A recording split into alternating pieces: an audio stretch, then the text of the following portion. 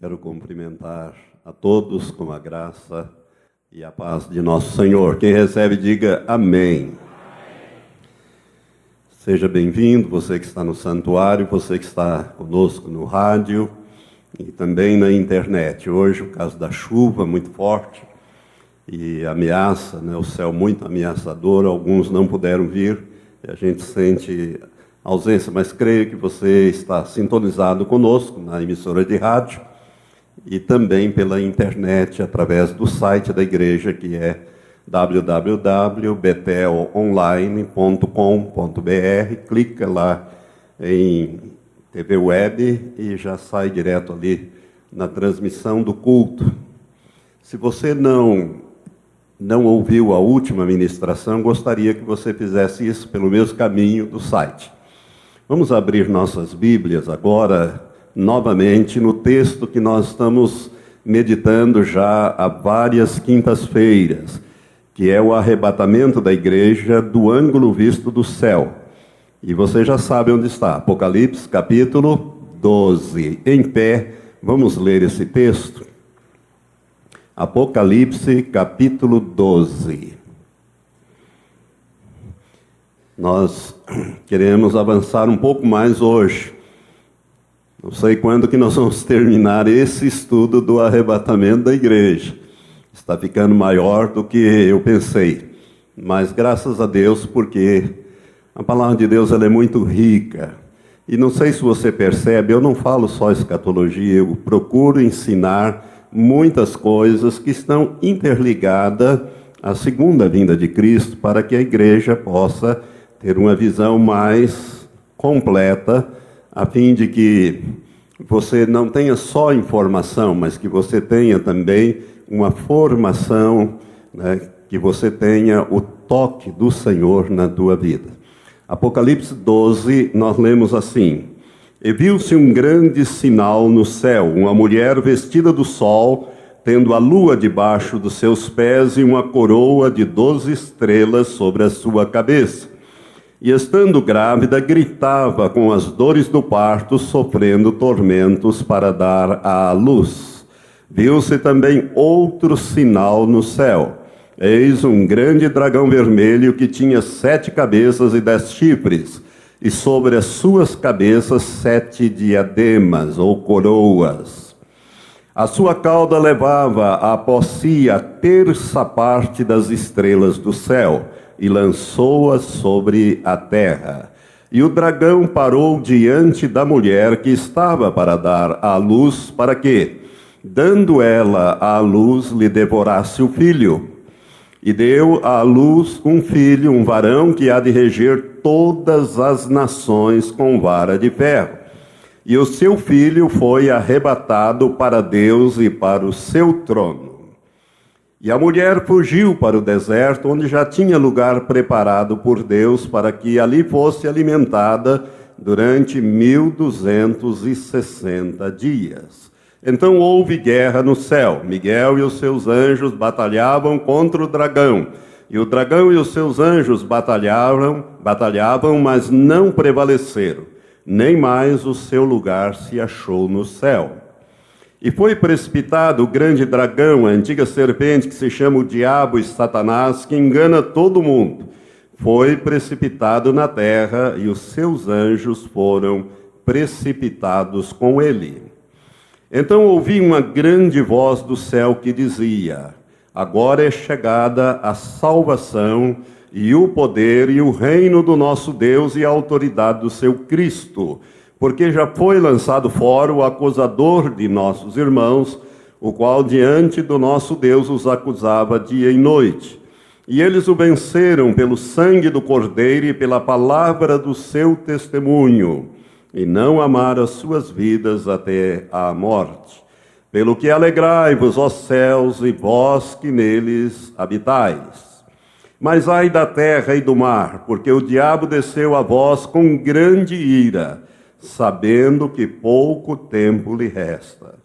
Quando o dragão se viu precipitado na terra, perseguiu a mulher que dera à luz o filho varão.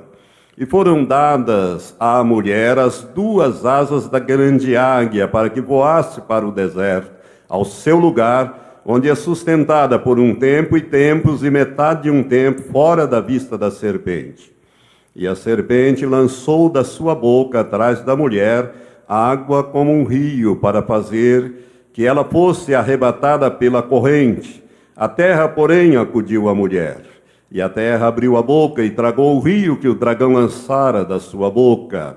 E o dragão irou-se contra a mulher e foi fazer guerra aos demais filhos dela, os que guardam os mandamentos de Deus e mantêm o testemunho de Jesus.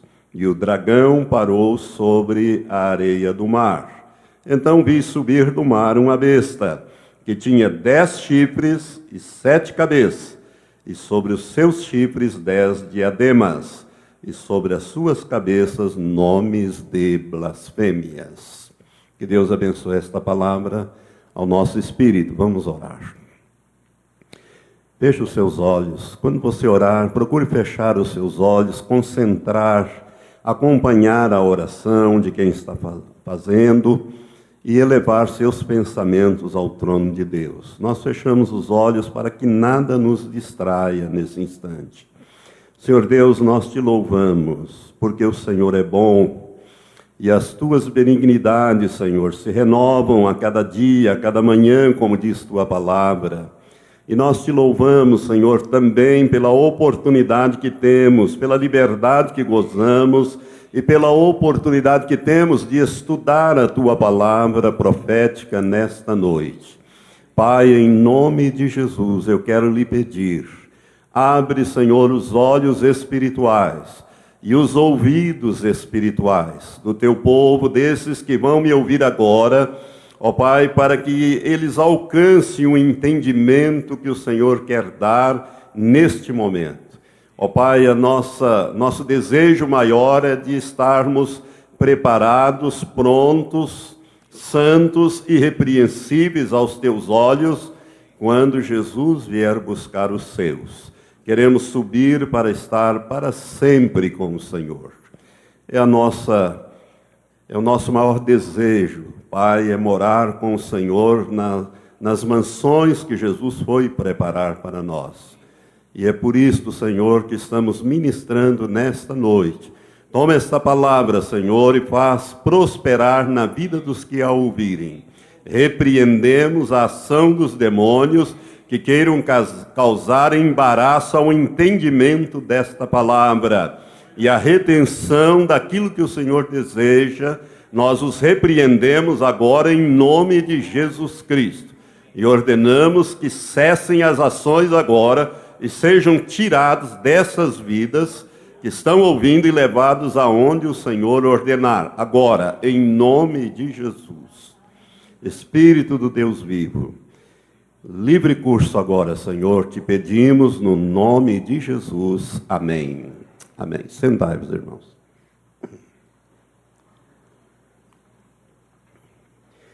Nós estamos, eu acho que é a 6ª ministração, se estou certo, acho que é a 6ª, sobre o arrebatamento da igreja. E eu tenho pedido mais tempo para os irmãos, para que a gente possa avançar nesses estudos.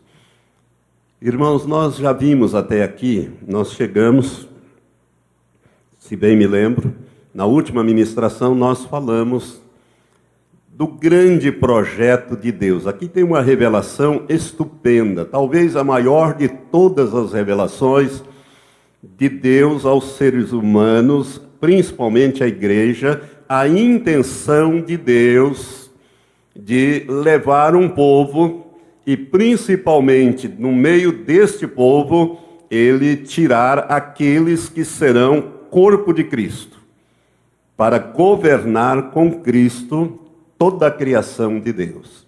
Eu não sei o tamanho da criação de Deus. O universo é algo que Deus criou e está criando, está em expansão. Mas o universo pode ser uma parte da criação, não sabemos. Deus, ele é dinâmico, Deus não é estático, Deus é dinâmico. É por isso que Jesus diz, meu Pai trabalha até agora e eu trabalho também. Se Deus criou esse sistema solar aqui para nós em 6 dias, você pode imaginar, desde que Jesus falou essas palavras cerca de 2000 anos atrás, o que Deus já criou nesse espaço de tempo, porque para Deus nada é impossível. A Bíblia diz que Ele cria as coisas pelo poder da sua palavra. Ele manda e aquilo que Ele manda acontece. Ele disse: haja luz, e houve luz. E viu Deus que a luz era boa, e Deus continua criando. Então, Deus tem um projeto para os seres humanos que se tornarem vencedores. É por isso que nós paramos quando eu estava falando para você, né, que nós, aqueles que forem se tornarem vencedores sobre as coisas que eu vou falar hoje para você, esses vão se assentar com Cristo no seu trono. Ele disse: assim como eu venci e me assentei com meu Pai no seu trono. Então, se você observou nesse verso 5 do capítulo 14, do capítulo 12 que nós estamos examinando, né? E deu à luz um filho varão que há de reger todas as nações com vara de ferro. Eu falei que isso aqui se aplica tanto a Jesus como cabeça, como também à igreja, ao filho varão, que é o corpo. Se a cabeça vai reger durante o milênio as nações da terra com vara de ferro, o corpo também vai, porque a promessa que Jesus fez no capítulo 2, versos 26 e 27, que aquele que vencer, eu lhe darei autoridade sobre as nações, e com vara de ferro as regerá, quebrando-as como são quebrados os vasos do oleiro. Nós já estudamos isso, e ali eu estava falando das 7 promessas que Jesus fez. E fiz um pedido a você que estava aqui na última quinta-feira, que você lesse durante a semana esses 2 capítulos de Apocalipse, capítulo 2 e capítulo 3. E agora vem a cobrança. Quantos aqui leram? Levante a mão. Pode levantar bem alta aí a mão. Poucos, muito poucos. É por isso que eu penso que o arrebatamento da igreja vai ser para poucos mesmo, né? Porque se você não está interessado, irmão, eu fico admirado que você tenha deixado a oportunidade de ler. Talvez você já tenha lido, mas é bom reler a palavra de Deus. Então veja bem, Jesus ele manda escrever, manda que João escreva 7 cartas, 7 igrejas da Ásia Menor, ali onde hoje é a Turquia, e todas elas estão nesse território da atual Turquia, que na época era conhecido como Ásia Menor, né? E ali nessas cartas, Jesus faz uma promessa para aqueles que são vencedores. Desde a primeira de Éfeso até a última, que é a igreja de Laodiceia, cujo nome ou significado de Laodiceia é povo do juízo, ou seja, essa igreja dos dias atuais. Ele diz: ao que vencer eu farei aquilo, aquilo que vencer eu farei aquilo outro. E ele vai enumerando as coisas que ele pretende fazer aos vencedores. E na última ele diz: ao que vencer se assentará comigo no meu trono, assim como eu venci e me assentei com meu Pai no seu trono. Por isso é que o filho varão, que representa a igreja invisível, que será arrebatado, ele foi arrebatado para Deus e para o seu trono, para o trono de Deus. É a posição mais alta que existe em toda a criação de Deus. Nada supera o trono de Deus, porque nada supera Deus. Nada supera o Senhor Jesus. Então, por isso é que eu digo que é uma revelação estupenda quando você entende esses significados, aquilo que Deus está interessado em lhe dar, em tornar você um vencedor. E eu disse que eu ia falar hoje sobre o que é que Deus quer que a gente vença. Pelo menos 4 coisas, e pode existir mais, mas essas 4 coisas o Senhor colocou no meu coração há muito tempo atrás, há décadas atrás, quando eu comecei a ministrar sobre o arrebatamento da igreja do ângulo visto do céu. Eu não li isso, irmãos. Eu não achei isso em lugar nenhum. O Senhor colocou no meu espírito, me fez entender essas coisas, e eu quero então começar a discorrer sobre essas 4 coisas, ou 4 áreas, melhor dizendo, talvez, que você precisa se tornar um vencedor. Quantos querem ser vencedor aqui?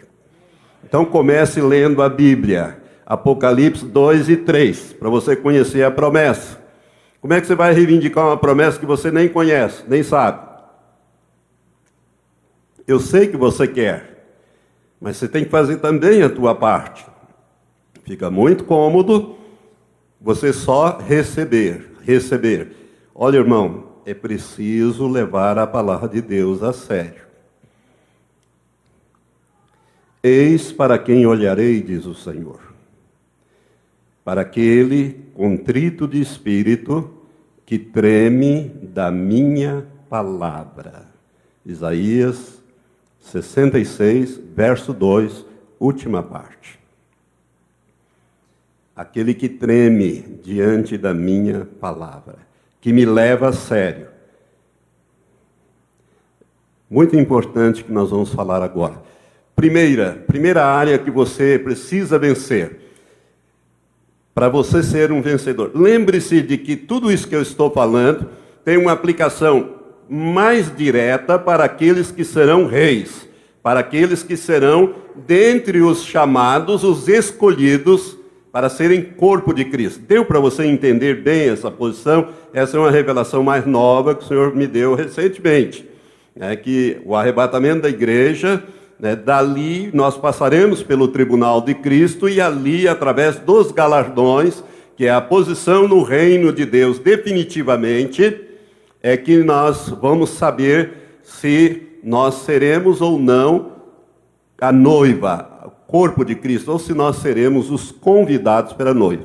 Seja de uma coisa ou outra, vai ser excelente estarmos nesta festa, no céu, porque você vai ver que a Bíblia descreve aqui a alegria e o júbilo que existe no céu quando a igreja é levada, quando a igreja é arrebatada.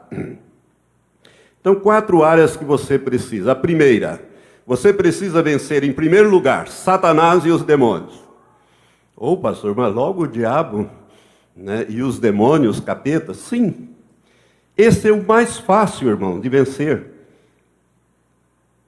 Como que é mais fácil, pastor? Porque Jesus já os venceu e nos deu a vitória.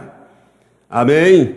Eu quero que você entenda, eu já falei sobre Satanás, os demônios, a origem, a queda, o poder e tudo que ele perdeu e que nós ganhamos. Então, veja bem, ele odeia o homem, e se ele pudesse, ele destruía o homem. Ele tentou várias vezes, como tentou destruir Jesus quando estava na carne, mas não conseguiu. Então, a primeira área, ou melhor, o primeiro ser que você precisa ser um vencedor é sobre Satanás e sobre os demônios. Veja bem, a Bíblia não nos autoriza, irmãos, em nenhum texto chamarmos Satanás e os demônios para briga, como muita gente faz às vezes. A Bíblia diz que nós temos que resistir o diabo. Ela não diz para nós irmos atrás e provocarmos o diabo e os demônios, mas ela diz que nós, quando somos atacados, porque eles têm essa função de nos atacar e atacam todo dia, toda hora, então nós temos a posição de resistir ao diabo. Vamos ver alguns textos. Primeira epístola de Pedro, volte aí algumas páginas, e você vai encontrar a primeira epístola de Pedro, no capítulo 5, bem no final, capítulo 5, versos 8 e 9, diz assim: sede sóbrios, vigiai. O vosso adversário, o diabo, anda em derredor, rugindo como leão. Lembre-se que ele ruge como leão, mas ele não é leão. Mas ele ruge como leão. Você já ouviu um rugido de um leão? Você já foi num zoológico e viu um leão rugir? Quando o leão ruge, treme o chão. Isso faz parte da estratégia de caça do leão. Ele ruge, a presa fica apavorada, fica mais fácil para ele abocanhar a presa. Então, sede sóbrios, vigiai, o vosso adversário, o diabo, anda em derredor, rugindo como leão e procurando a quem possa tragar, ao qual resisti, olha aqui, resisti firmes na fé. Então, nós temos aqui uma orientação muito clara, nós temos que resistir ao diabo. E nós devemos fazer isso na fé, ou seja, em Cristo Jesus. Saber qual é a nossa herança, que Jesus o derrotou e o expôs publicamente ao desprezo, a ele e todos os demônios, e nos deu autoridade sobre o reino das trevas.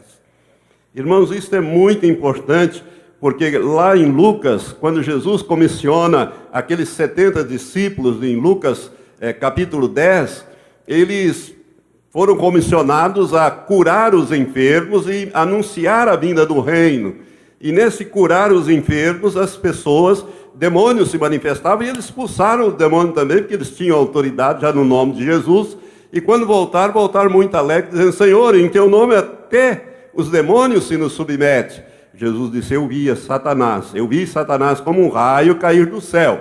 Eis que vos dei autoridade para pisar serpentes e escorpiões, que são os demônios graduados.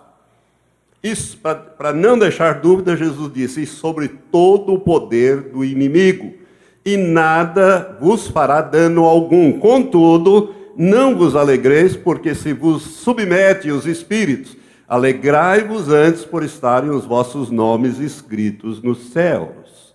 Amém? Então, se você tem o seu nome escrito no livro da vida, se você nasceu de novo, você tem. Então, se você tem esse testemunho interior, você tem autoridade.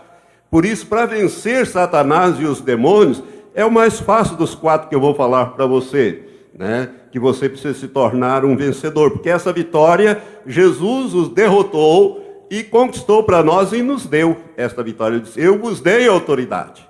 Você pode exercer a autoridade sobre o reino das trevas, e o Senhor espera que você faça isso. Tiago 4:7, eu vou falar de cor, mas está lá: sujeitai-vos, pois, a Deus, no verso 7 do capítulo 4, é um versículo que nós gostamos muito, né? Sujeitai-vos, pois, a Deus, resisti ao diabo e ele fugirá de vós. Nós gostamos dessa última parte ali.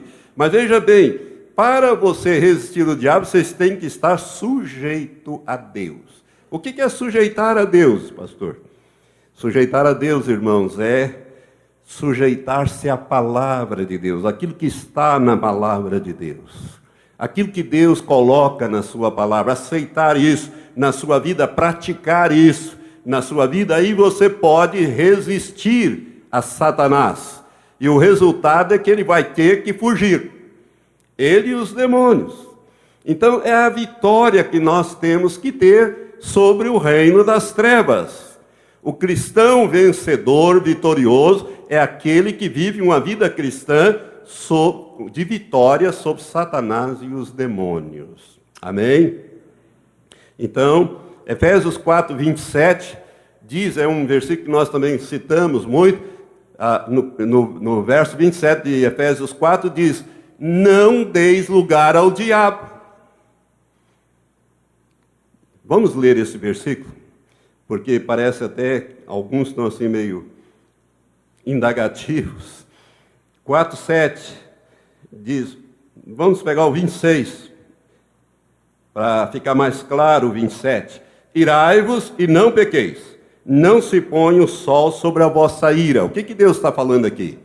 O que a Bíblia está falando? Trate do assunto, libere o perdão, conserte antes que o sol se ponha, ou seja, não vá dormir irado, irritado, nervoso.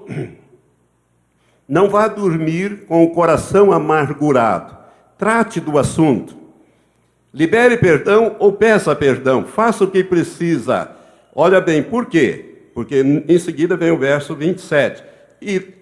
Nem deis lugar ao diabo. Quando é que eu dou lugar ao diabo? Quando eu não atendo a palavra de Deus. Quando eu não atendo a palavra de Deus, quando eu faço o contrário do que a palavra de Deus diz, eu estou dando lugar ao diabo. Estou abrindo brecha. Não estou sendo vencedor, ao contrário, estou sendo vencido. Irmãos, nós precisamos vencer a Satanás e os demônios na nossa vida. E eles vêm todos os dias, todas as horas, com as tentações. E eu vou falar já sobre isso. Então é preciso que nós sejamos vencedores sobre Satanás e os demônios. Você tem sido um vencedor ou você tem sido um derrotado? O diabo tem te derrotado todo dia, ou você tem, como nós costumamos fazer aqui, matado um leão todo dia, não é? Ou seja, você tem posto o leão para correr. Quando ele ruge, você ruge mais forte o nome de Jesus, e ele diz, não, esse aí eu tenho que correr. Porque ele sabe qual é a herança dele.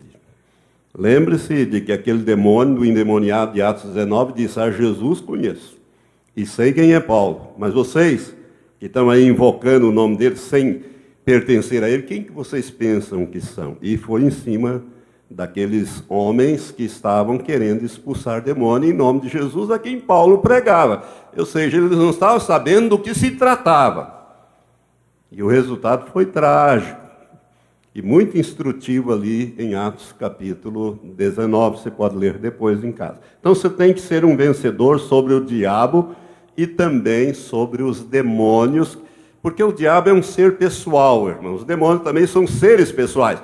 O diabo não vem te tentar, o diabo não vem te atacar. Ele é o chefe, para isso ele tem milhões, bilhões de demônios para fazer essa obra.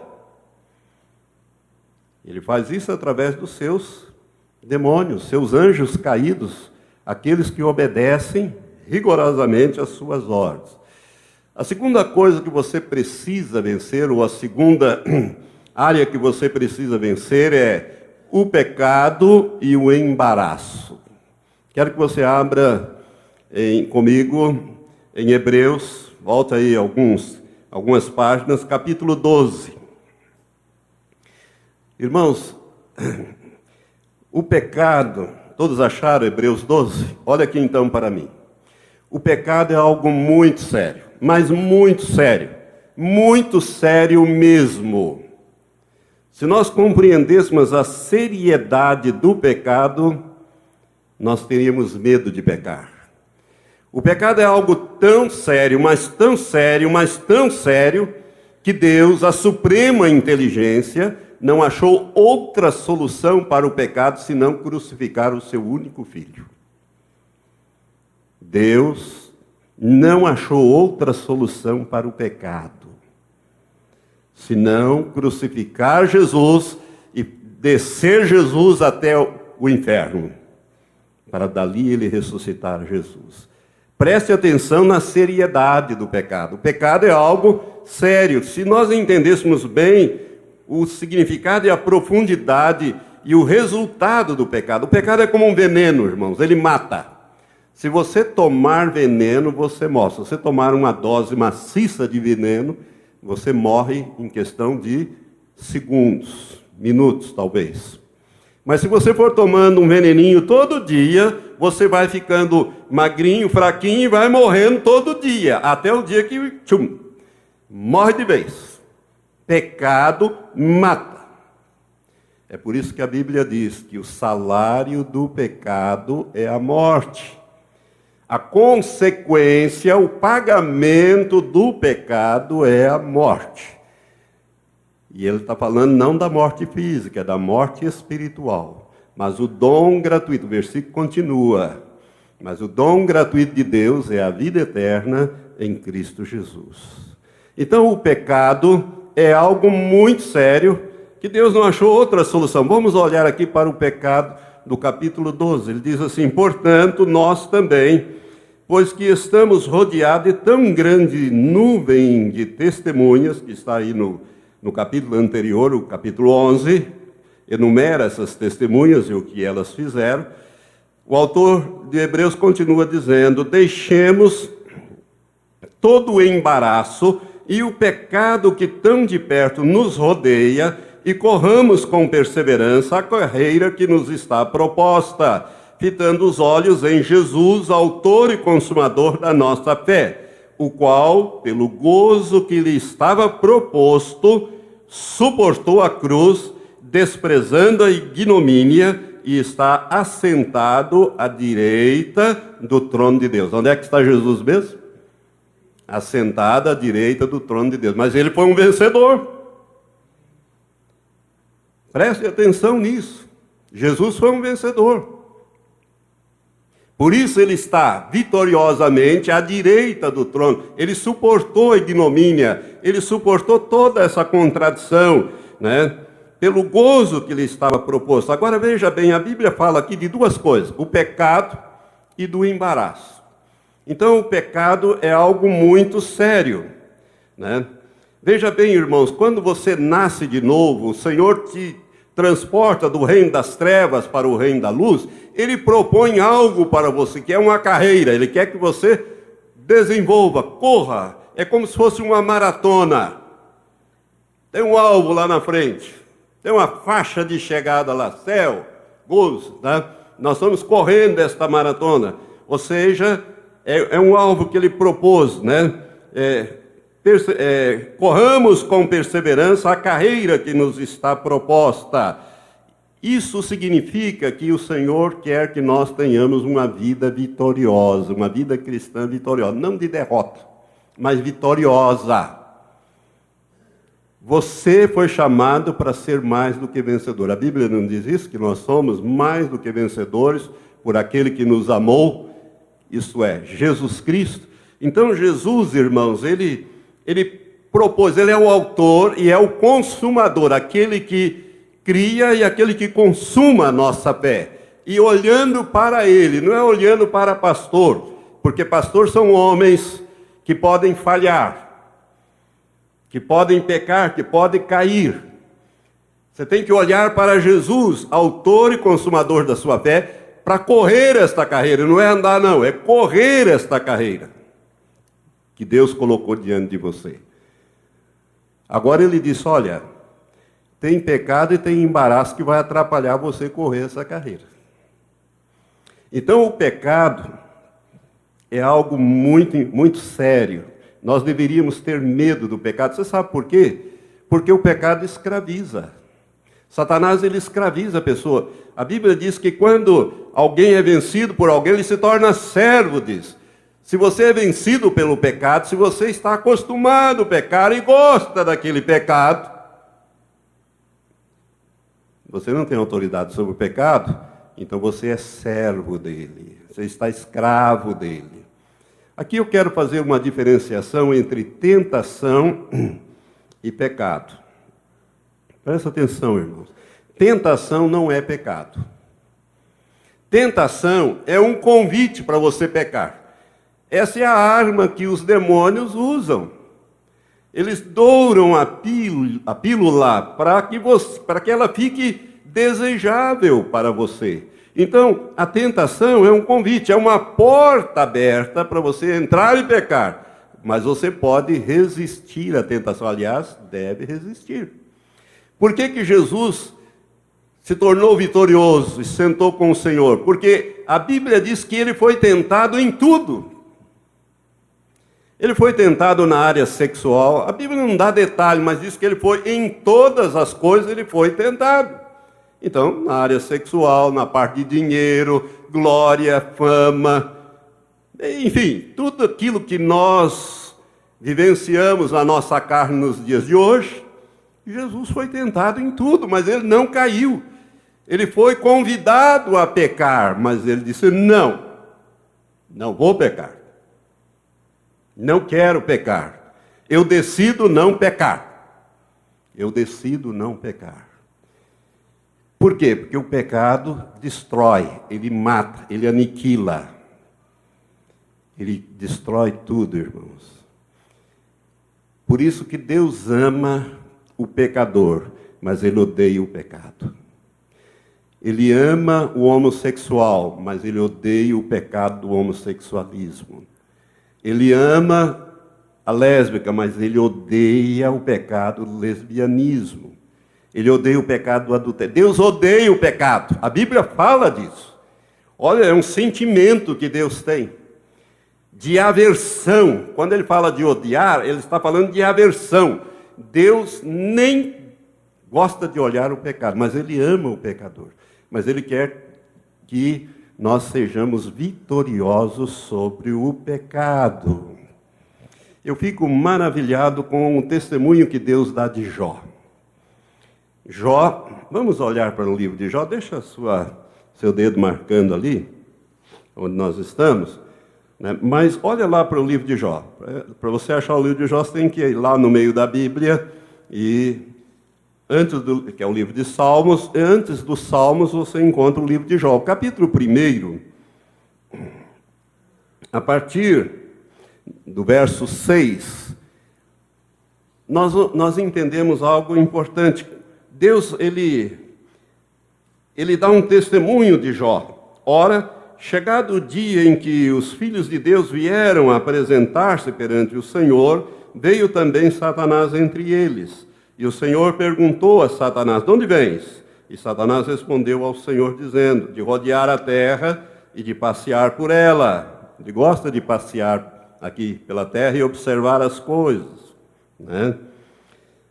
Disse o Senhor a Satanás: notaste porventura o meu servo Jó, que ninguém há na terra semelhante a ele, homem íntegro e reto, que teme a Deus e se desvia do mal. Olha que testemunho que Deus dá de um homem. Tanto Deus como Satanás estavam de olho em Jó. Quer ver como Satanás sabia tudo a respeito de Jó? Olha a resposta que ele deu. Então respondeu Satanás ao Senhor e disse: porventura Jó teme a Deus debalde, isto é, à toa, ou sem razão, sem motivo? Não o tens protegido de todo lado a ele, a sua casa e a tudo quanto tem? Tens abençoado a obra de suas mãos e os seus bens se multiplicam na terra. Ou seja, Satanás tinha um relatório completo de Jó, da vida de Jó, do progresso de Jó, do sucesso de Jó e da integridade de Jó. Ele não questiona Deus quando Deus dá esse testemunho. Lúcifer, ou Satanás, que a Bíblia chama ele aqui de Satanás: você viu o meu servo Jó lá na terra, já que você anda passeando por lá? Homem íntegro, homem reto, temente a Deus e que se desvia do mal. Não era Deus que desviava Jó do mal, era o próprio Jó que se desviava do mal. O mal estava ali, ele ia para cá. Ele não ia enfrentar a tentação, ele fugia da tentação. Irmãos, isso é importante que você entenda. Por isso a bênção de Deus era completa sobre a vida de Jó. Ele agradava a Deus e Deus disse: eu vou abençoar Jó em tudo que ele botar a mão. E a sequência aqui depois você pode ler. Você vai ver o desafio que é feito ali. Mas o que eu queria chamar a sua atenção, para que você entenda, é o testemunho que Deus dá de Jó. Ou seja, né, Jó desviava-se do mal, Jó era íntegro, Jó era reto, Jó era uma pessoa que os seus negócios, e olha que ele tinha muitos negócios, a Bíblia diz que ele era o homem mais rico do Oriente naqueles dias. Tinha centenas, milhares de empregados ali, ele era justo e honesto e bom para todos os seus empregados, seus servos. Por isso Deus se agradava tanto de Jó e abençoava tanto a Jó. Então, irmãos, nós temos que vencer, portanto, o pecado e principalmente a tentação. A tentação, como eu disse, não é pecado.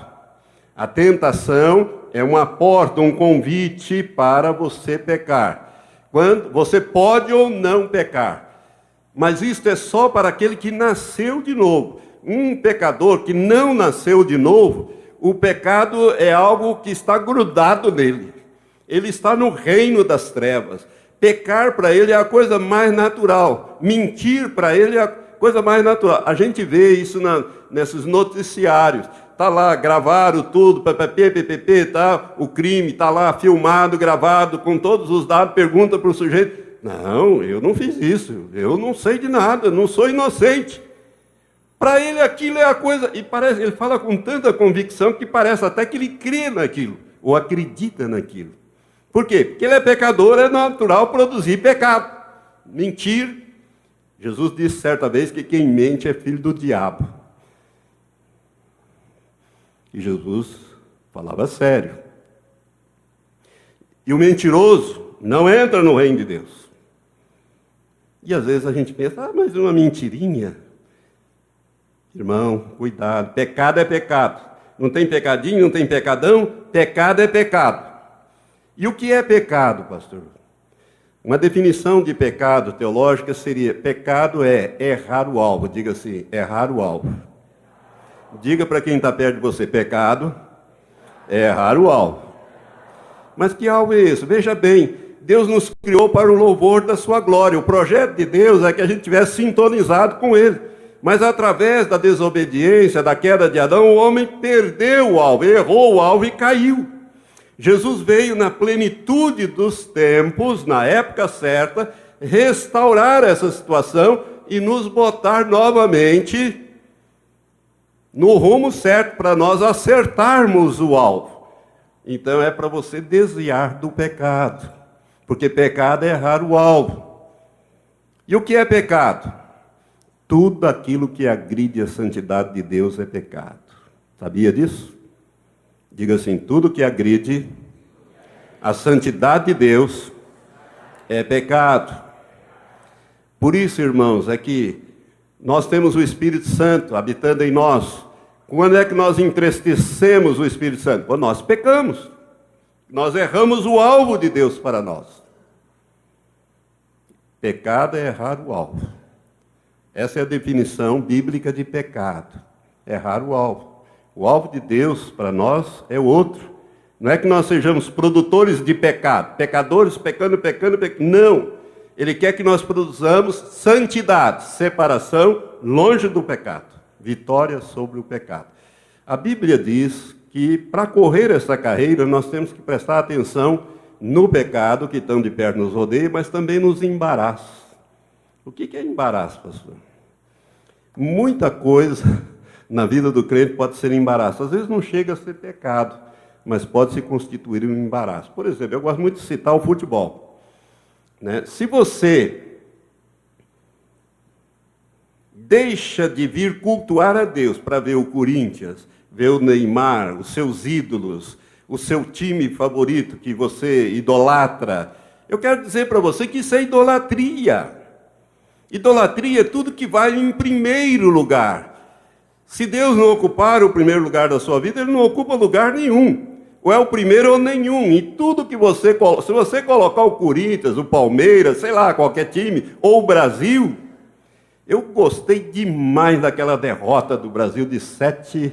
Foi 7-1, né? 7-2? 7-1 para a Alemanha. Eu acho que Deus já está virado com essa idolatria de crente, inclusive, que às vezes o Senhor tem que tratar. Se você olhar esse capítulo 12, eu queria que você lesse esse capítulo 12... Se você não tratar com o embaraço e o pecado na sua vida, Deus trata. Se você é filho, Deus vai tratar. E Deus não trata leve. Eu me lembro que quando a gente era criança, a gente gostava, se tivesse que apanhar, era melhor apanhar da mãe, que a mãe batia de chinelo. Mas o meu pai, ele tirava a cinta, dobrava, e você já viu como é que era. Então, irmãos, preste atenção nisso. Se você não tratar, Deus vai tratar com o pecado na sua vida. Ele vai tratar com o embaraço na sua vida.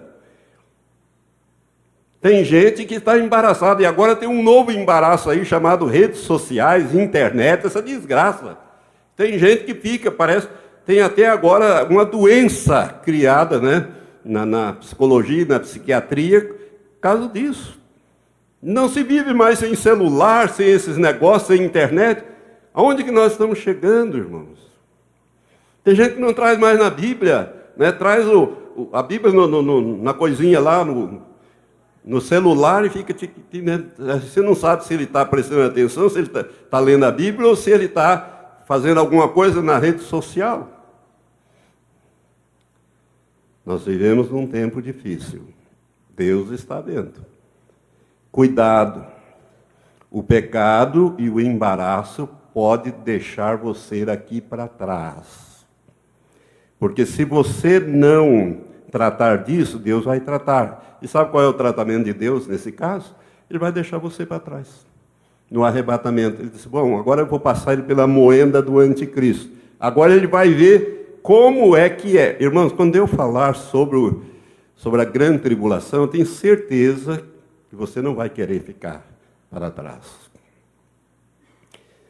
Porque a Bíblia diz que Jesus fala, nunca houve e nem jamais haverá um período semelhante à grande tribulação, desde que há homens sobre a terra.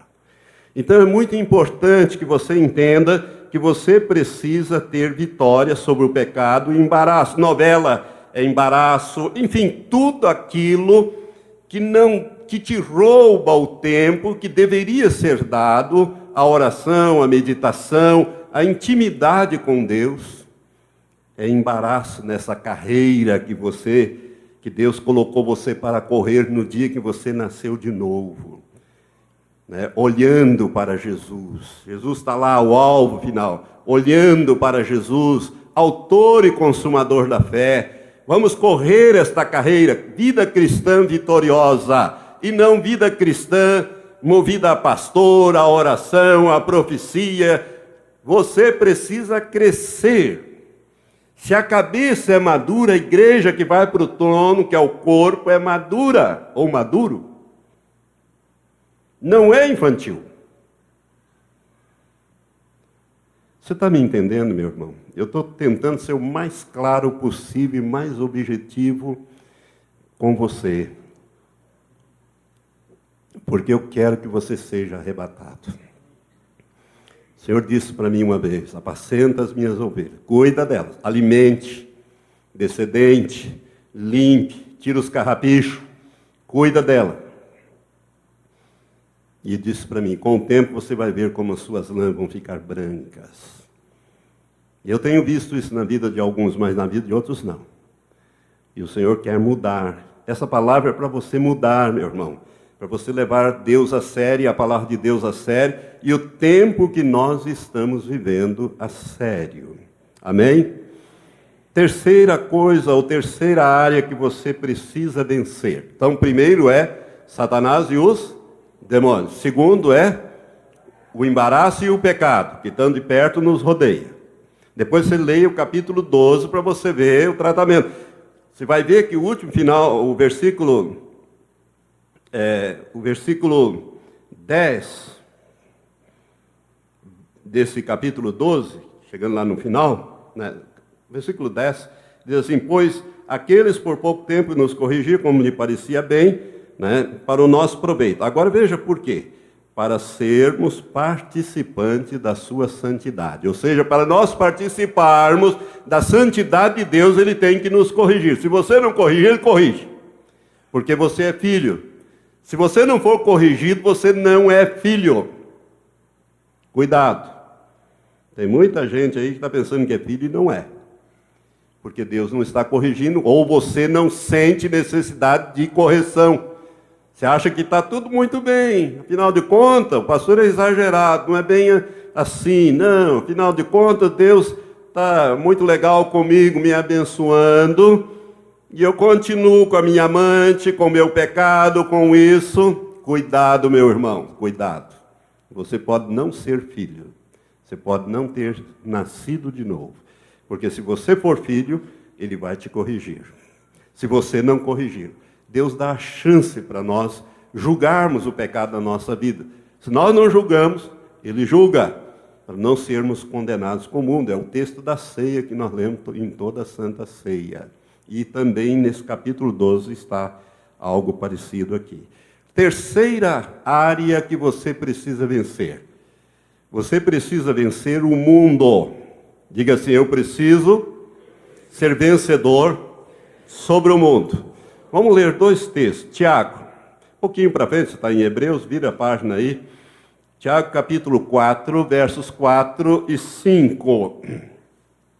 Tiago, a epístola do apóstolo Tiago, à igreja, aos santos, capítulo 4, versos 4 e 5, diz assim: infiéis. Algumas versões dizem adúlteros e adúlteras. É a mesma coisa, infiéis. Ou seja, o adúltero ou adúltera é infiel. Verso 4. Infiéis, não sabeis que a amizade do mundo é inimizade contra Deus? Portanto, qualquer que quiser ser amigo do mundo, constitui-se inimigo de Deus. Ou pensais que em vão diz a Escritura, o Espírito, isto é, o Espírito Santo, que Ele fez habitar em nós, anseia por nós até os ciúmes. Veja, irmão, essa Escritura é muito forte. Mas é muito forte isso aqui.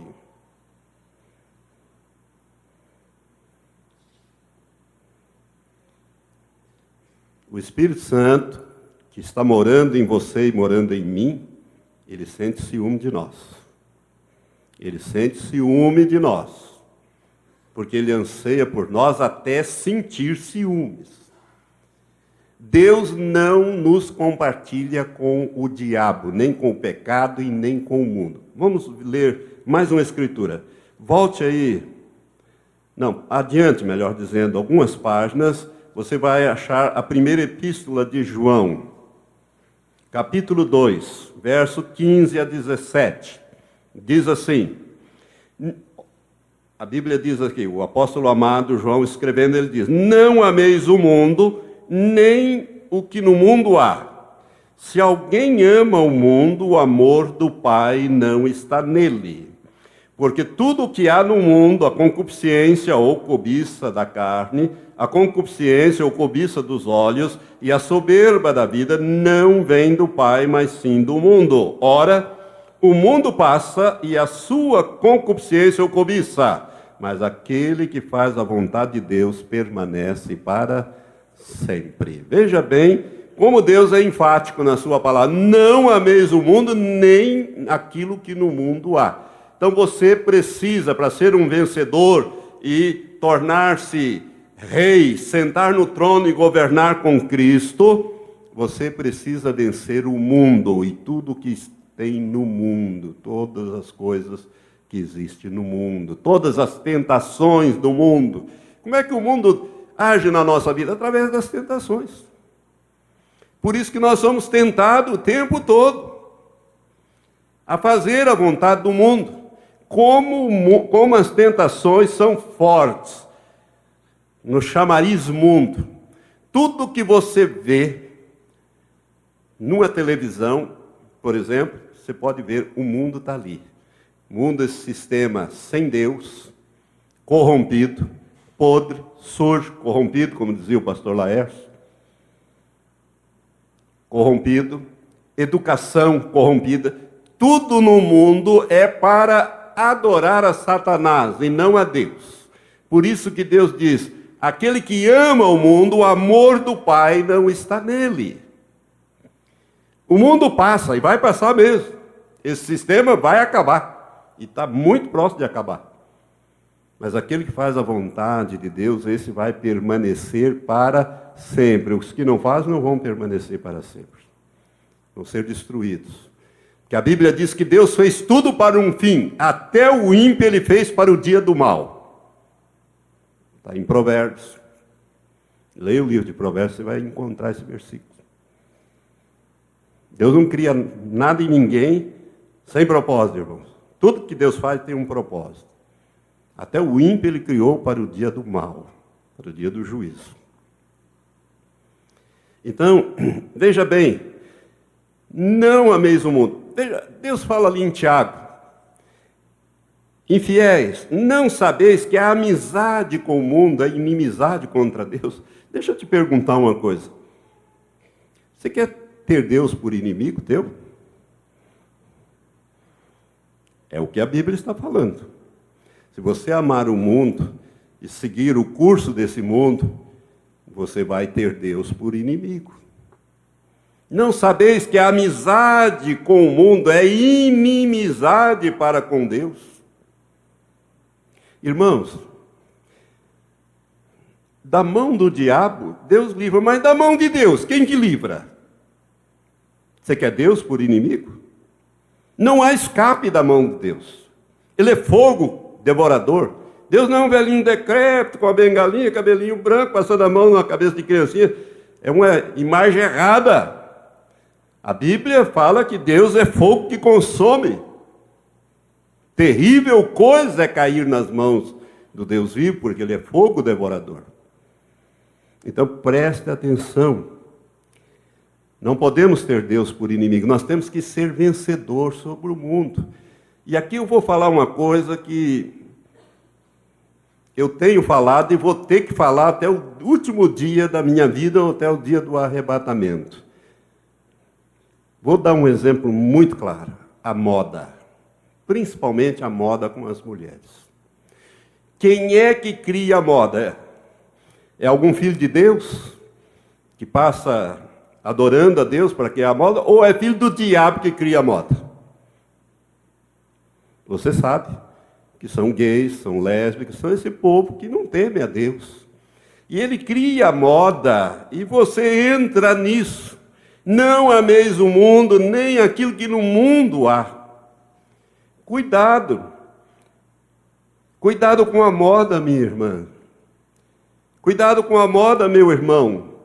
Porque hoje as coisas estão tão complicadas que até para os homens vestirem hoje você tem que tomar cuidado.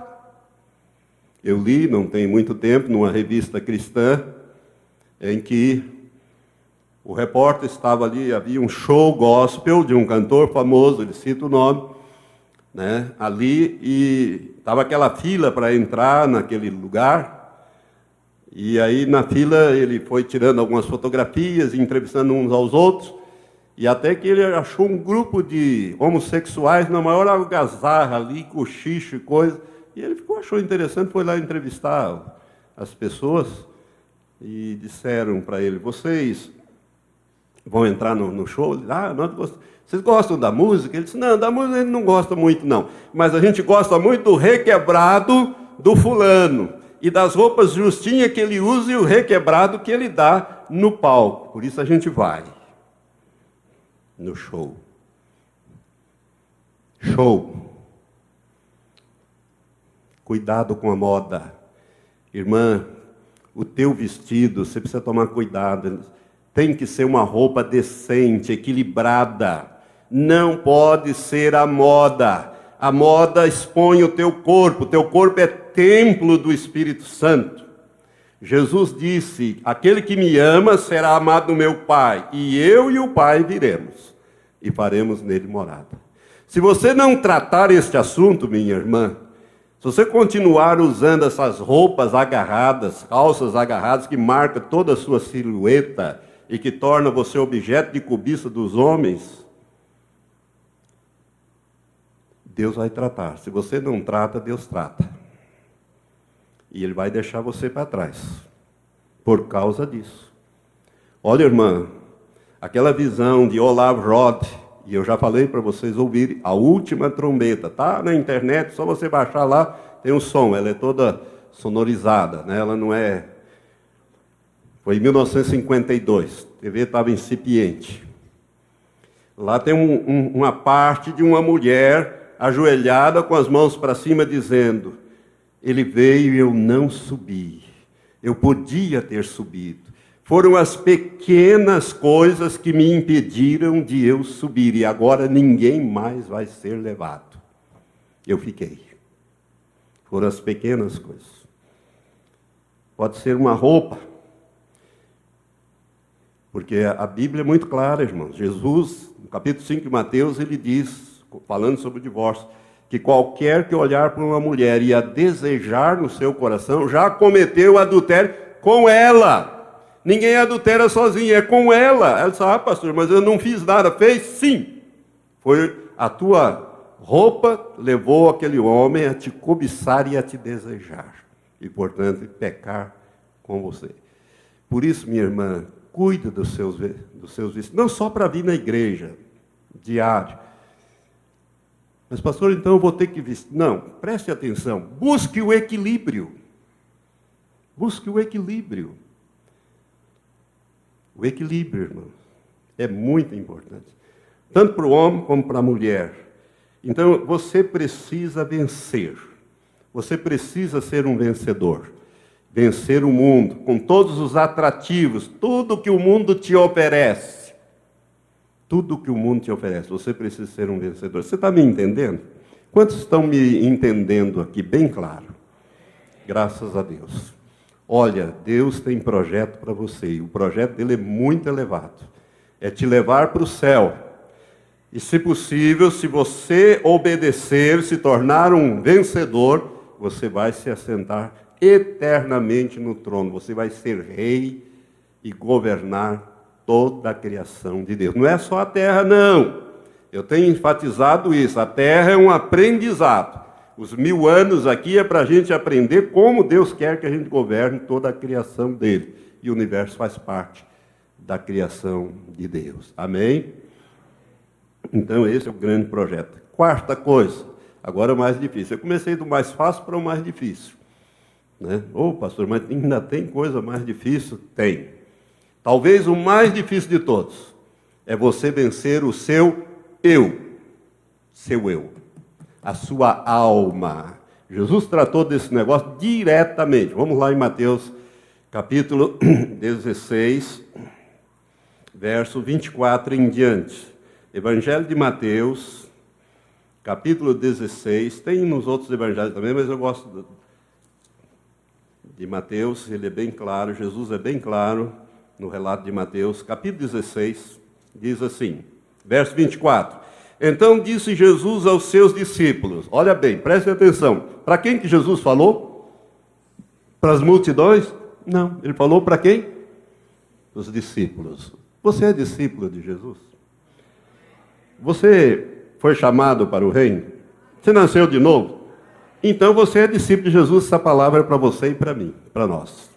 Então disse Jesus aos seus discípulos, se alguém quer vir após mim, negue-se a si mesmo. Outra versão diz, negue-se a si mesmo, tome a cada dia a sua cruz. Aqui em Mateus não tem a cada dia, em Lucas tem. Tome a sua cruz, ou a cada dia a sua cruz, e siga-me. Pois quem quiser salvar a sua vida, perdê-la-á. Essa palavra aí, vida e alma, que tem umas versões diz vida, outras diz alma. O original, o sentido é vida da alma. É vida da alma, ou seja, viver pela alma, fazendo a vontade da alma. É esse o sentido. Pois quem quiser salvar a sua vida ou a sua alma, viver pela sua alma, perdê-la-á. Mas quem perder a sua vida ou a sua alma por amor de mim, achá-la-á. Pois que aproveitará o homem ganhar o mundo inteiro e perder a sua vida ou a sua alma? Ou que dará o homem em troca da sua vida ou da sua alma? Ou seja, se você quiser viver pelo que deseja a sua alma, você vai se perder. Você não vai herdar nem o reino, que dirá o corpo de Cristo. Preste atenção nisso. Você precisa vencer, irmãos, ser um vencedor sobre a sua alma. Irmãos, a Bíblia mostra muito claramente que a provisão de Deus para o espírito do homem é o novo nascimento. É a vivificação através do novo nascimento. A provisão de Deus para a alma é a salvação da alma através da crucificação da alma. Se alguém quiser vir salvar a sua alma, vai ter que colocá-la na cruz, disse Jesus. Todos os dias na cruz. E a provisão de Deus para o corpo do homem, que o homem é espírito, alma e corpo. Então, a provisão de Deus para a alma é a salvação mediante a crucificação diária. E a provisão de Deus para o corpo é a redenção mediante a ressurreição do corpo. As três provisões. Então, preste atenção nisso. Quem que nasce de novo? É só o seu espírito. A sua alma, seu corpo não nascem de novo. Se você é baixo, baixo você fica. Se você é velho, continua velho. Se você é calvo, calvo você continua. Nada acontece no corpo quando você nasce de novo. É só no teu espírito. Nem também na tua alma. A tua alma precisa ser salva. Tiago, ele fala isso, que a palavra de Deus enxertada em nós, no capítulo 1, verso 17, é poderosa para salvar as nossas almas. Ele está escrevendo à igreja. Então, a alma precisa ser salva. E a salvação da alma só tem um caminho, não tem outro jeito. É mediante a cruz. Então, preste atenção, irmão. Se a tua alma está no trono da tua vida, você comandando tudo para lá e para cá, Jesus está na cruz. Se Jesus desce da cruz e assume o governo da sua vida, a sua alma tem que ir para a cruz. Ou a alma está na cruz, ou ela está no trono. Se ela estiver no trono, cuidado. Mas se ela estiver na cruz, Jesus está no trono da sua vida. Deu para você entender? Olha como isso é importante, irmão. É por isso que Jesus disse, olha, se você quiser salvar a vida da alma, ou viver de acordo com a vida da alma, você vai perder. E aonde está o nosso livre-arbítrio, a nossa vontade, as nossas decisões? Na alma, não está no espírito. Se estivesse no espírito, estava tudo resolvido, porque o espírito tem prazer nas coisas de Deus. O apóstolo Paulo, escrevendo Romanos capítulo 7, ele diz, o bem que eu quero eu não faço, o mal que eu não quero, isso que eu faço, miserável homem que eu sou. Ele está falando ali da sua alma. Um homem da estatura do apóstolo Paulo. Tinha problema com a sua alma, como nós temos. Então não há outro jeito de ser um vencedor se você não colocar na cruz a sua alma. Irmãos, a sua alma tem... Seu corpo tem 1,70 m, 1,80 m, 1,90 m, alguns bem altos, né? Mas a tua alma tem 2, 3, 4, 5, 10 metros de altura. E o teu espírito é desse tamanhozinho. Mas a tua alma é enorme. Eu não quero. Eu não aceito. Eu não concordo. Eu não vou. Eu isso, eu aquilo. Eu. E o seu eu vai crescendo cada dia mais. Quanto mais ele cresce, menos o seu espírito tem domínio. Aonde está o Espírito Santo? No teu espírito, não está na tua alma. Pois só o seu espírito nasceu de novo. O projeto de Deus, que ele colocou o Espírito Santo para habitar no teu espírito, é para te transformar, para você se submeter. Olha, irmãos, a alma se alia muito com o corpo e corpo com a alma. Os dois se entendem muito bem. E quando os dois se aliam, a Bíblia chama de carne. Carne. E você, ou será um crente carnal ou um crente espiritual. Se você é um crente da alma, a alma está no trono, Jesus está na cruz, e a alma está no trono governando, você é um crente carnal. Para você ser um crente espiritual, Jesus tem que estar no trono da sua vida, dirigindo a sua vida. E a sua alma tem que estar lá na cruz, crucificadinha todo dia, tem que ir para a cruz. Ela não gosta de cruz, não. Por isso ela pede a ajuda do corpo. E o corpo se entende maravilhosamente com a alma. Quer ver como isso é verdade? Vamos lá em Gálatas, primeiro capítulo 2. Puxa, já está terminando o meu tempo e eu não terminei o que eu queria dar hoje. Gálatas, capítulo 2. O apóstolo Paulo, no final da sua vida, quando ele escreve aos Gálatas, no capítulo 2, o verso 20, o apóstolo Paulo diz assim: já estou crucificado com Cristo, e vivo, não mais eu. O que Paulo está dizendo aqui, irmãos? Que o eu dele não vivia, estava na cruz com Cristo.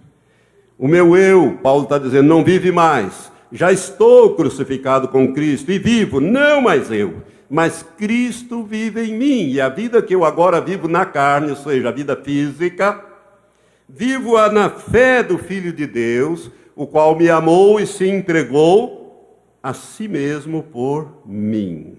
Amém? Veja bem, Paulo tinha colocado o eu dele na cruz. Ele diz, já estou crucificado com Cristo, né? E vivo, não mais eu.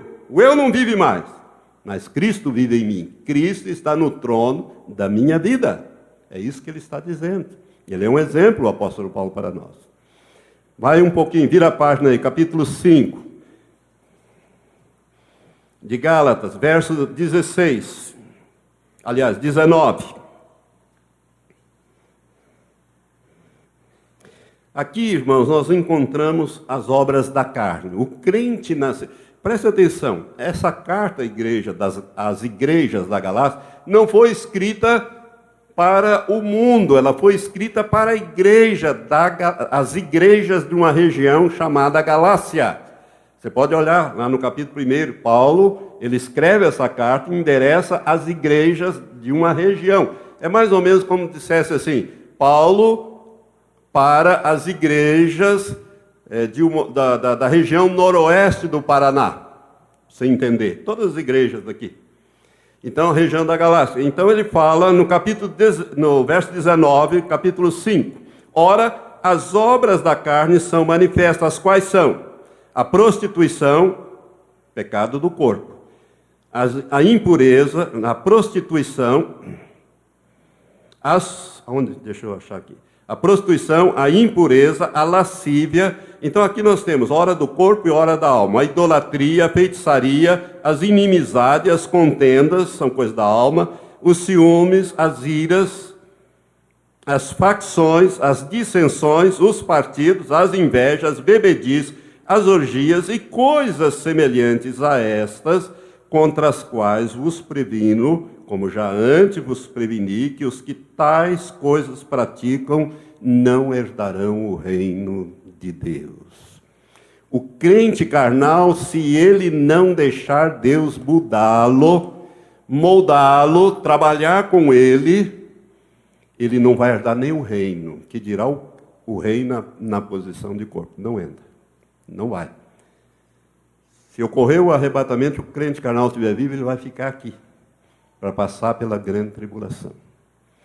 Então veja bem aqui, as obras da carne são manifestas, né? Elas são fáceis. Será que tem alguma coisa disso na sua vida? Está produzindo isso aí? Porque o crente carnal ele vai produzir obras da carne, porque ele não deixa o Espírito Santo trabalhar nele. Ele resiste à ação do Espírito Santo. O Espírito Santo, irmãos, é Deus Pai, Deus Filho e Deus Espírito Santo, a Trindade habitando em nós. Para quê? Para nos transformar, para nos limpar de dentro para fora, de dentro para fora. A transformação que funciona é a de dentro para fora, não é de fora para dentro, não.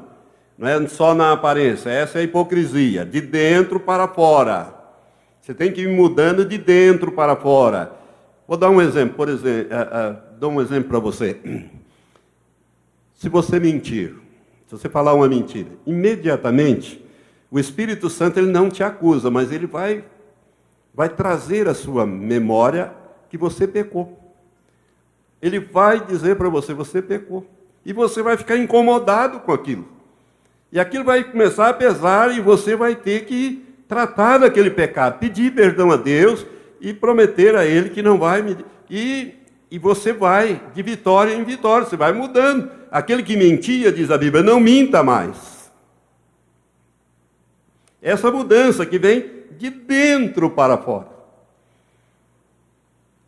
Tocou o telefone, a menina vai atender e diz, se for para mim, diga que eu não estou. Imediatamente o Espírito Santo vai dizer, mas isso é mentira. Só falta a menina chegar e dizer, o pai disse que ele não está, né? Claro, ele não vai falar, ela já é espertinha. Não, ele não está. Imediatamente você mentiu e o Espírito Santo vai trazer isso à sua mente. Para quê? Para que haja arrependimento, confissão e abandono daquele pecado. Limpeza de dentro para fora. Né? Então Deus quer. Senão você vai produzir obra da carne, obra da carne, obra da carne. E você vai entristecendo o Espírito Santo, que você está selado para o dia do juízo. E você entristece. E vai enfraquecendo a ação de Deus na sua vida. Você está resistindo à ação do Espírito Santo, a limpeza que Deus quer fazer com você. Irmãos, Deus quer que o crente produza não as obras da carne, mas o que vem em seguida. Verso 22, fruto do Espírito. Diz assim, mas o fruto do Espírito é... Essa palavra Espírito na sua Bíblia está com E maiúsculo. Toda vez que ela estiver com E maiúsculo, refere-se ao Espírito Santo. Mas o fruto, olha bem, singular, fruto do Espírito Santo é o quê? Amor, gozo, paz, longanimidade, benignidade, bondade, fidelidade ou fé, mansidão, domínio próprio. São 9 aspectos do fruto do Espírito na sua vida. Contra essas coisas não há lei. Então preste atenção, imagine você um cacho de uva com 9 uvas, 9 baguinhos de uva, cada um representando. É isso que o Espírito Santo quer produzir em você, porque se ele produzir o amor de Deus na sua vida, aquele amor ágape, que é o original ali, é ágape, significa amor altruísta, aquele amor que dá sem esperar nada em troca. Gozo, paz, bondade, benignidade, ele vai te transformando numa criação nova. Você vai ficando parecido com Jesus. É esse o propósito. Tem gente que busca muitos dons espirituais. Os dons são importantes, mas eles são ferramentas de 1 Coríntios 12. Falar em línguas, profetizar, enfim, os dons espirituais, eles são ferramentas. Irmão, se você estiver cheio de dom, mas não tiver fruto, você fica para trás. Você pode até ser cortado da videira. Deus está interessado em crentes que sejam frutíferos. São os vencedores. Vitória sobre o eu. Ao invés de produzir obras da carne, você vai deixar o Espírito Santo te transformar. É o fruto do Espírito. Lembre-se, não é você produzindo, é o Espírito Santo produzindo em você. O fruto do Espírito não é você. É você deixando ele te limpar, ele te moldar na imagem de Jesus. Você quer ser um vencedor? São essas 4 áreas, irmãos, que eu tinha que passar para você hoje, né? E o versículo 25 diz: se vivemos pelo Espírito, isto é, se o Espírito Santo nos deu vida, nos vivificou, andemos também pelo Espírito. Ou seja, deixemos o Espírito Santo fazer a obra de transformação em nós. É possível você ter vitória sobre Satanás e os demônios? É possível você ter vitória sobre o pecado e o embaraço? É possível você ter vitória sobre o mundo e as tentações do mundo e sobre o eu? É totalmente possível. Como? Através do Espírito Santo que Deus te deu para habitar em você, para te transformar. Deixe o Espírito Santo te transformar. Deus não ia pedir para nós sermos vencedores quando isso fosse impossível. Para isso Ele fez habitar o seu Espírito em nós. Irmão, vê se você entende isso de uma vez por toda, por misericórdia. Eu não sei quanto tempo eu ainda vou ter para ministrar, mas eu queria muito que você assimilasse esse estudo de hoje. Ele vai fazer a diferença entre você ficar e você ir. Deixe o Espírito de Deus trabalhar em você. Ele vai trabalhar exatamente onde precisa. Onde não precisa, ele não vai mexer. Se você é uma pessoa mansa, já está resolvida essa parte. Mas se você é uma pessoa de paviozinho curto, qualquer coisa você explode, ele vai ter que esticar esse pavio. Vai puxar, vai puxar, vai puxar. Agora, se você deixar, preste atenção, se você deixar, Deus respeita o livre-arbítrio nosso. Ele não viola o nosso querer. E o nosso livre-arbítrio está na nossa alma. Por isso que o mais difícil é esse. É você vencer o eu. É você deixar Deus mudar os seus valores, a sua ótica, mudar você de dentro para fora. Ele vai tornar você uma pessoa alegre e feliz. Jesus era alegre, irmão. Jesus não era uma pessoa infeliz. Ele gostava de festa, mas ele não se contaminava com o mundo. Não deixava o mundo entrar nele. É mais ou menos como você navegar no oceano. Você não pode deixar a água entrar dentro do barco, senão você afunda. Você tem que navegar por cima da água, no rio, no oceano. Amém? Você me entendeu, meu irmão? Essas 4 áreas eu queria que você... Vamos ficar em pé. Que você se tornasse um vencedor. E você que não veio, pegue essa palavra. Você que veio, ouça essa palavra outra vez na internet. Você precisa fixar bem isso na sua mente, porque tudo entra pela nossa mente e vai no nosso espírito. Ali no nosso espírito é que o Espírito Santo vai testificar que essas coisas são assim, para que você então possa ser um vencedor. Deus te chamou para ser vencedor. Deus não te chamou para você ser derrotado. Preste atenção, meu irmão, minha irmã. Deus não colocará no corpo do seu filho quem for derrotado, mas Ele vai colocar os vencedores. Amém? E Ele te chamou para isso. Que Deus possa abrir o seu entendimento. Por isso que eu orei, para que Deus te desse um entendimento, uma visão espiritual e abrisse os seus ouvidos e olhos espirituais. Se você foi abençoado, eu quero te convidar a levantar as suas mãos em agradecimento. Pai, muito obrigado por esse estudo nesta noite. Graças te damos, Senhor. Recebe a nossa gratidão. Toma essa palavra, Senhor, e faz prosperar na nossa vida. Senhor, que essa palavra traga mudança naqueles que a ouvirem. Que ela não seja, Senhor, deixada de lado, mas que ela seja, Senhor, ó Deus, razão para a mudança. Porque o Senhor está lavando a igreja pela palavra, a fim de apresentá-la a si mesmo, igreja gloriosa, sem mácula, sem ruga, mas uma igreja santa e irrepreensível. Que seja assim, meu Pai, para a glória do teu nome. Amém, amém, amém.